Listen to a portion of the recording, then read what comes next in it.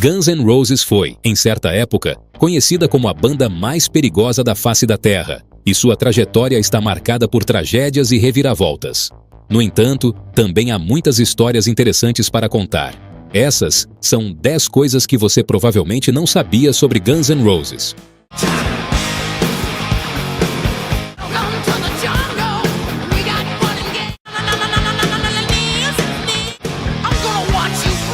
Quem hoje conhecemos como o vocalista do Guns N' Roses nasceu em uma família conturbada. Filho de William Bruce Rose, um homem carismático, mas com um histórico criminal, era muito conhecido na cidade de Lafayette, Indiana. A mãe de William, Sharon Rose, engravidou quando tinha apenas 16, enquanto William tinha 20 e não era um bom pai. Dizem que, quando William Jr. tinha apenas 2 anos, ele sofreu abusos de seu pai, e que pouco tempo depois abandonou a família. Com isso, Sharon se casou com Stephen Bailey e mudou o sobrenome do filho de William Bruce Rose Jr. para William Bailey. Ele cresceu acreditando que seu padrasto Bailey era seu verdadeiro pai. Vindo de uma família profundamente religiosa, William começou a praticar canto e aprendeu a tocar piano, participando do coral da igreja local. Ao longo do tempo, ele foi descobrindo que sua voz podia se transformar em vários tons diferentes, algo que parecia estranho para seu professor de canto no ensino médio. Foi nessa época que ele conheceu Jeffrey Dean Isbell, hoje conhecido como Izzy Stradlin. Juntos, formaram uma banda. Enquanto isso, William, ainda adolescente, envolveu-se em atividades criminosas em Lafayette, Indiana, sendo preso diversas vezes. Eventualmente, ele se mudou para Los Angeles, onde começou a formar várias bandas, uma delas chamada Axl. Após descobrir quem era seu verdadeiro pai, William retomou o sobrenome Rose em vez de Bailey. Incentivado por amigos, ele escolheu o nome Axl, que se tornaria parte de sua identidade no futuro. Assim, William Bruce Bailey passou a ser conhecido como William Axl Rose. Axl fez parte de várias bandas ao longo de sua carreira, incluindo a lendária banda de Los Angeles, L.A. Guns. No entanto, sua vida não foi fácil. Ele vivia com pouco dinheiro e, por um tempo, trabalhou como gerente em uma loja de discos chamada Tower Records, onde, segundo relatos, deixava todos tomarem uma cerveja após o expediente. Pouco tempo depois, Axl deixou o L.A. Guns e seguiu seu caminho com a banda Hollywood Rose, que havia formado anteriormente. Eventualmente, junto com Tracy Guns, ex-integrante do L.A. Guns, Axl fundou o que conhecemos hoje como Guns N' Roses. A banda foi uma fusão de 2 nomes, Hollywood Rose e L.A. Guns. Outros 3 membros se uniram à formação, Duff McKagan, Slash e Steven Adler. Antes de ser reconhecido como um dos maiores guitarristas do mundo, Saul Hudson, conhecido como Slash, nasceu em Londres em uma família artística. Sua mãe, Ola Hudson, era estilista e desenhava figurinos para rockstars como David Bowie. Seu pai, Anthony Hudson, era designer gráfico e trabalhou em capas de álbuns para artistas como Neil Young e Joni Mitchell. No entanto, durante grande parte de sua infância, Slash viveu longe da mãe, que estava nos Estados Unidos perseguindo sua carreira. Mais tarde, ele se juntou a ela nos Estados Unidos, mas seus pais acabaram se separando. Logo, Saul se transformou em um jovem problemático. No entanto, graças ao trabalho de sua mãe e seu pai, ele teve a oportunidade de conhecer grandes artistas e crescer cercado por um ambiente criativo. O apelido Slash foi dado a ele pelo ator Seymour Cassel, que dizia que Saul estava sempre correndo de um lado para o outro, sem tempo para parar e conversar. Slash pode ser traduzido como um movimento rápido, como o golpe de uma lâmina. Com o passar do tempo, Slash conheceu Steven Adler e juntos formaram uma banda. Embora Steven inicialmente não soubesse tocar, ele estava disposto a aprender e, apesar de inicialmente tentar ser baixista e até ter aulas, logo descobriu que a guitarra era o que realmente o atraía. Em Los Angeles, ele se juntou a várias bandas, incluindo Hollywood Rose, onde conheceu Axl. No entanto, eles acabaram se separando.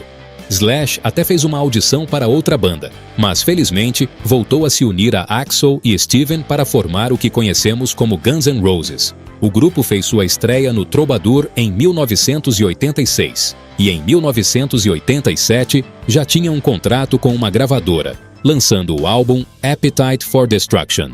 Embora as críticas tenham sido positivas, as vendas não foram impressionantes no início. Mas por outro lado, a banda ganhou fama quando a MTV começou a exibir seus vídeos de Welcome to the Jungle e, claro, Sweet Child O' Mine, que, segundo rumores, foi composta em apenas 5 minutos. Contudo, Slash afirma que a gravação no estúdio demorou um pouco mais.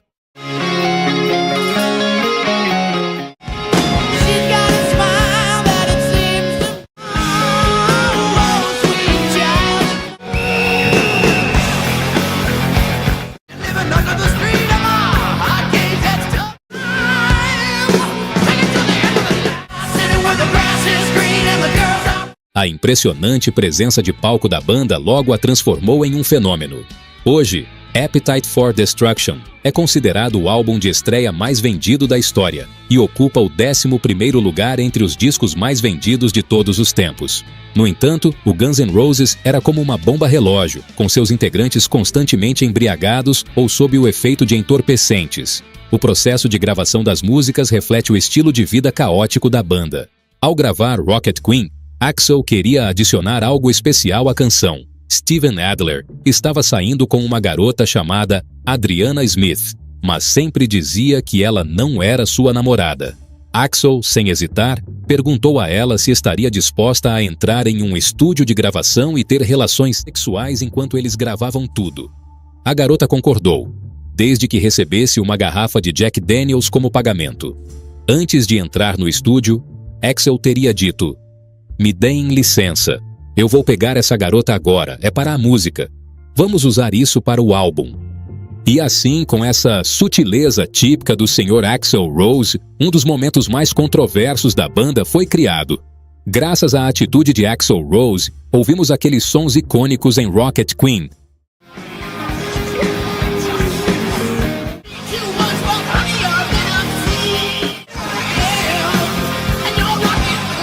Steven Adler se sentiu muito mal após isso, e a garota, envolvida e envergonhada pela situação, acabou entrando em um ciclo de drogas e álcool. Como vimos antes, os integrantes do Guns N' Roses eram tudo menos santos. O baixista Duff McKagan já enfrentava sérios problemas de saúde relacionados ao álcool desde muito jovem, sendo que a cerveja Duff foi inspirada no seu nome. Embora o nome do álbum, Appetite for Destruction, refletisse bem o comportamento da banda, nos anos seguintes eles enfrentariam problemas ainda mais graves. Em 1988, eles gravaram seu segundo álbum, Guns N' Roses Lies, que continha sucessos como Patience e One in a Million. No entanto, esta última música gerou controvérsia por suas supostas referências racistas e homofóbicas, a ponto de o próprio Slash recusar-se a tocá-la ao vivo. There's no doubt you're in my heart. It is just a little babe. Mas esse foi apenas um pequeno passo rumo ao que seria considerado sua obra-prima. Em 1990, a banda entrou em estúdio para gravar o que se tornaria um álbum duplo, Use Your Illusion, que seria acompanhado por uma grande turnê. No entanto, Steven Adler estava profundamente envolvido com drogas, e a banda o multava toda vez que ele usava heroína. Mesmo após passar por reabilitação, Steven não conseguiu se recuperar. Após gravar a música Civil War, ele foi demitido, sendo substituído por Matt Sorum, ex-baterista da banda The Cult. Em 1991, eles lançaram Use Your Illusion 1 e 2, ambos alcançando o primeiro e segundo lugares na Billboard, tornando-se a primeira banda na história a ter 2 álbuns lançados simultaneamente que chegaram ao topo das paradas.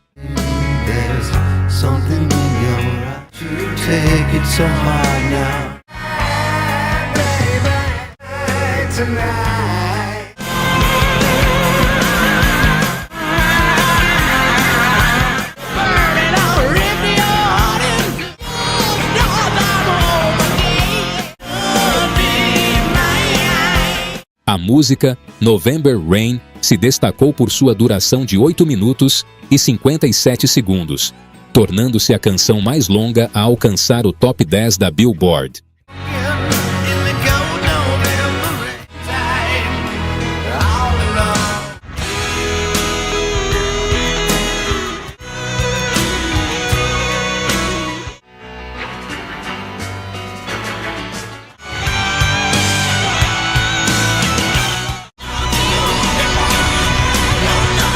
Com vários videoclipes exibidos na MTV, Guns N' Roses era uma das bandas mais populares do momento, alcançando fama extrema.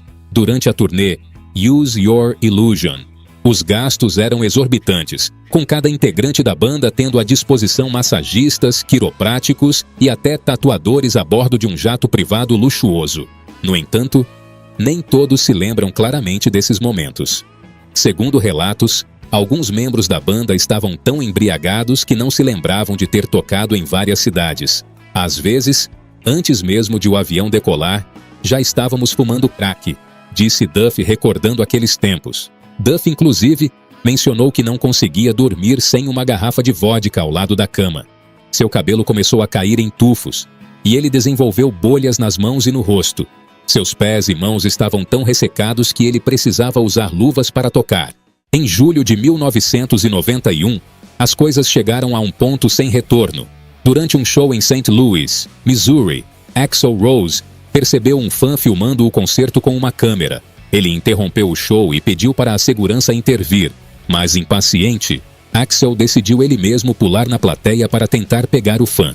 Ao voltar ao palco, Axl anunciou que, devido à falha da segurança, ele estava encerrando o show e indo para casa.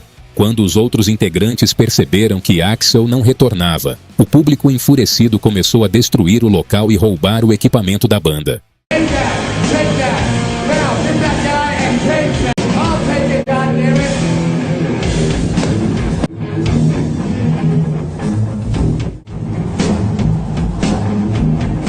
Well, thanks to the lame ass security, I'm going home. We're out of here. O tumulto resultou em 60 feridos, 60 prisões e um prejuízo de $1 milhão, o que fez com que a polícia iniciasse uma busca por Axl Rose, acusado de incitar a violência nesse concerto. Pouco tempo depois, Izzy Stradlin deixou a banda, insatisfeito com a instabilidade de Axl e não querendo passar por situações semelhantes novamente. Em 1992, Axl foi finalmente preso, se declarou culpado pelos danos, e após pagar fiança, foi libertado. Gilby Clarke entrou para substituir Izzy, e a banda continuou suas apresentações ao vivo, fazendo uma aparição memorável no concerto tributo a Freddie Mercury. Apesar das polêmicas, como a gerada pela música One in a Million, que provocou protestos de ativistas, o guitarrista Brian May defendeu a participação do Guns N' Roses no evento, afirmando que sua presença demonstrava apoio à causa. A banda seguiu em turnê, dessa vez ao lado do Metallica, mas as tensões continuariam a crescer. A situação se complicou após James Hetfield sofrer um acidente que lhe causou queimaduras, impossibilitando-o de tocar. E a Guns N' Roses também não ajudou muito, já que, em certa ocasião, demoraram bastante para subir ao palco, irritando o público. Quando finalmente apareceram, Axl decidiu encerrar o show cedo, alegando dores na garganta. Isso gerou mais uma confusão entre os fãs, com várias pessoas feridas e algumas presas, embora o incidente não tenha sido tão grave quanto o de St. Louis. A partir desse momento, a banda passou a ser conhecida como a mais perigosa do mundo. Onde quer que fossem, eram seguidos por um grande esquema de segurança e policiais. Em 1993, quando chegaram à Argentina, surgiram inúmeros boatos e polêmicas. Um acontecimento trágico marcou a visita. Uma fã chamada Cynthia Talarico, após não conseguir ingressos para o show e ter um desentendimento com seu pai, pegou o revólver dele e tirou a própria vida. Em seguida, seu pai fez o mesmo. A banda, cercada de euforia dos fãs, também atraía mitos e tragédias por onde passava. Ainda em 1993, a banda gravou The Spaghetti Incident, um álbum de covers de músicas punk e glam. No entanto, o disco não alcançou o mesmo sucesso dos anteriores, e as tensões internas no grupo aumentaram. Entre 1994 e 1996, embora continuassem criando músicas, as diferenças criativas entre Axl e os outros membros, especialmente Slash, se intensificaram.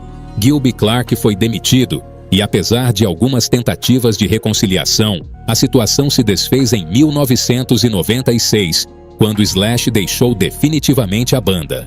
No ano seguinte, Matt Sorum e Duff McKagan também saíram. Embora as razões exatas da separação nunca tenham sido totalmente esclarecidas, Axl afirmou que Slash era como um câncer, e muitos acreditam que a arrogância de Axl tenha sido a principal causa da ruptura, já que ele foi o único integrante original a permanecer, ao lado do tecladista Dizzy Reed. Mesmo com todo o sucesso, Axl nunca conseguiu superar completamente os traumas do passado.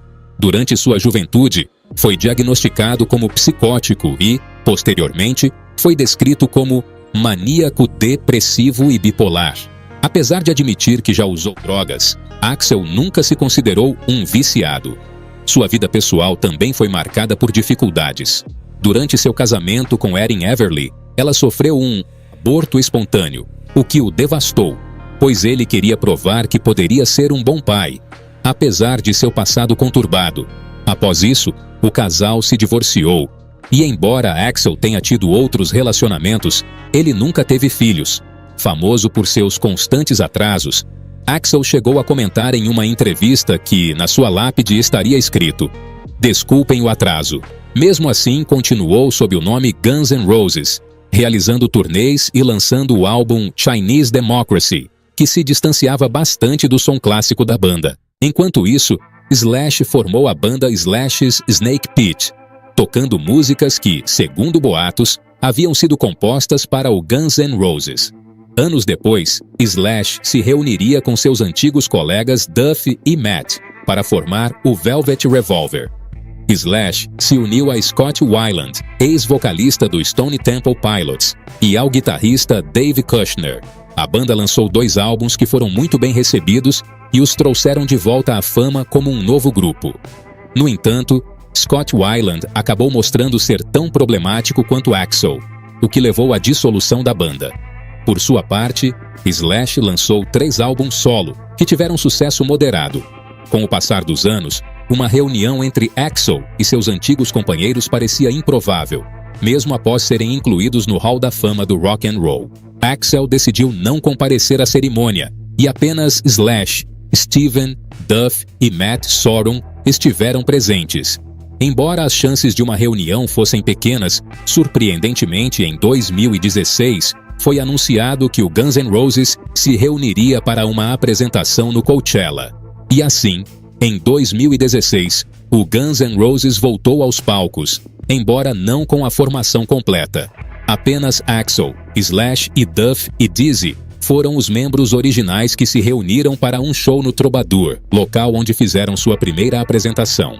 A banda embarcou em uma turnê mundial, mas Axl fraturou o pé durante um dos shows.